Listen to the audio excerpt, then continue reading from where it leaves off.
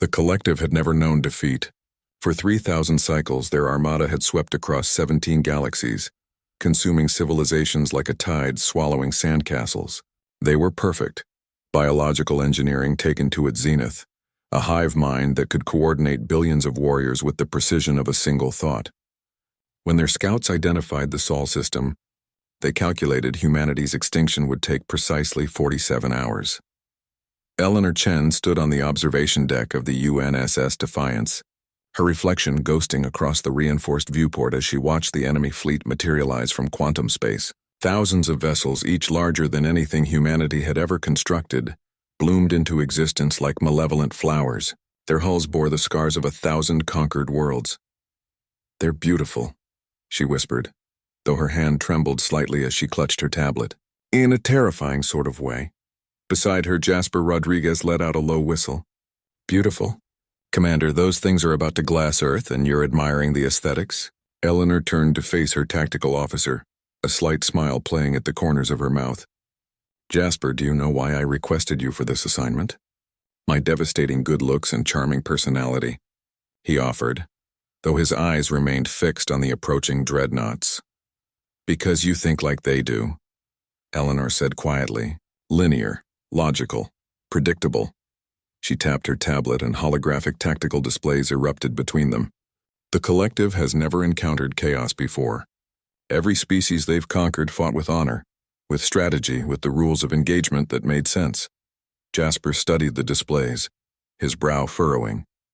"These aren't standard defensive positions." "No," Eleanor agreed. "They're not."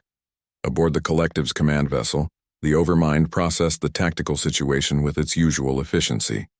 The human fleet was dispersed, scattered across the solar system in what appeared to be a panicked, disorganized retreat. Mining stations around Saturn's ring sat abandoned. The defensive platforms orbiting Mars were powered down.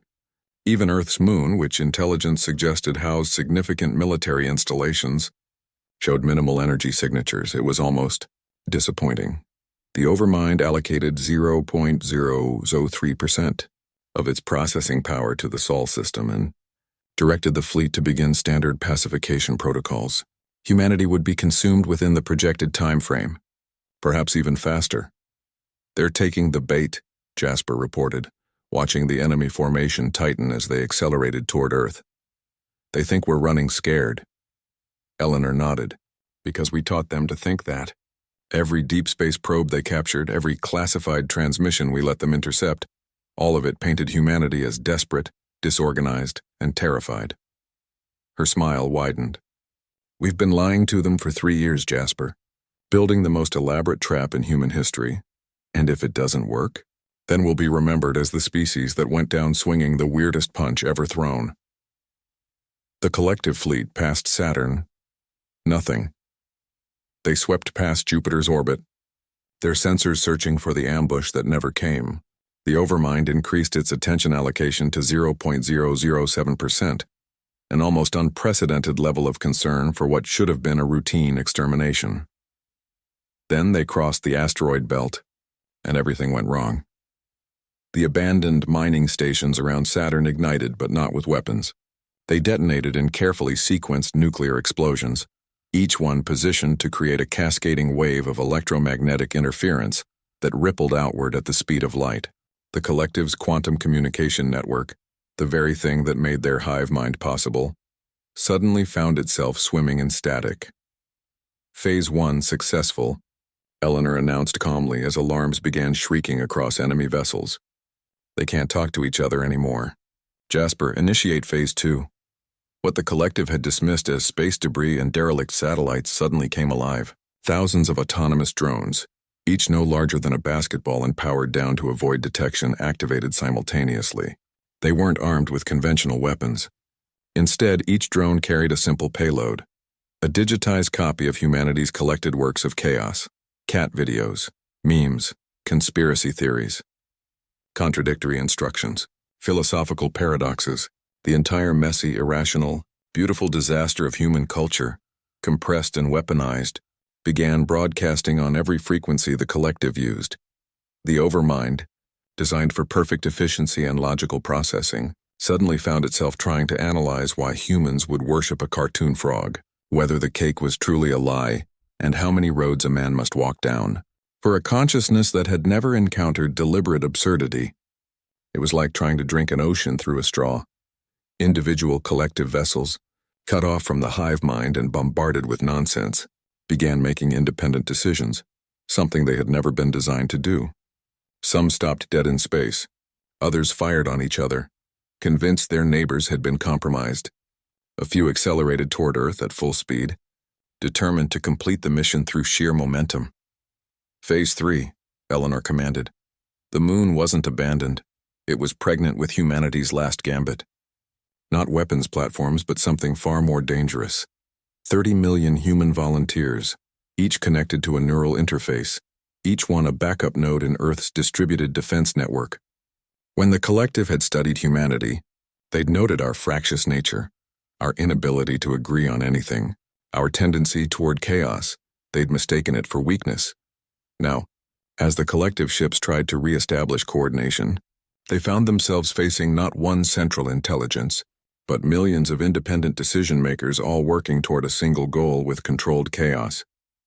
Where the collective needed a 0.003-second consensus to fire a weapon, humans just fired. Where the collective required confirmation from 17 redundant systems, humans operated on instinct and improvisation. Jasper watched in awe as the engagement unfolded. "They're trying to predict us," he breathed. "But every ship in our fleet is making decisions independently. There's no pattern for them to calculate. That's humanity's superpower," Eleanor said softly. "We're an entire species of special cases and exceptions. We've been arguing with each other for 50,000 years. We're very good at it. The collective spent 3 millennia conquering species that thought like them. They have no idea how to fight an entire civilization of contrarians. The battle, if it could be called that, lasted 6 hours. The collective fleet, unable to coordinate, unable to predict, and bombarded with information their consciousness was never designed to process, simply fell apart. Some ships retreated. Others surrendered. A few self-destructed rather than face the incomprehensible horror of human illogic.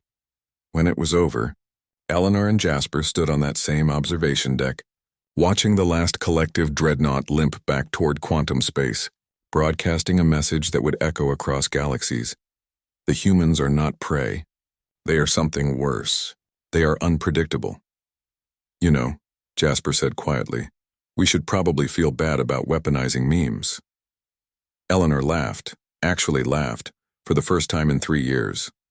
"Jasper, we just saved humanity by convincing the universe's most efficient killing machines to question everything they've ever known. I'd say memes are officially the most powerful weapon ever created. So what now?" Eleanor pulled up a star chart, showing the 17 galaxies the collective had conquered. "Now? Now we go liberate a few thousand civilizations, and maybe teach them the sacred art of the Rickroll." The collective planned humanity's end, Jasper mused, but they walked straight into Earth's ambush. "They thought they were hunting us." "They were wrong," Eleanor finished. "In the end, chaos beat order. Humanity beat perfection, and Earth proved something the universe had forgotten. Sometimes the best defense isn't being the strongest." She paused, her reflection smiling in the viewport. "Sometimes it's just being the most absolutely beautifully insane." Behind them, Earth hung in the void, scarred but unbroken. Humanity had survived by being exactly what it had always been: impossible to predict, impossible to control, and far too stubborn to accept extinction. The collective had planned the end. Humanity had other ideas.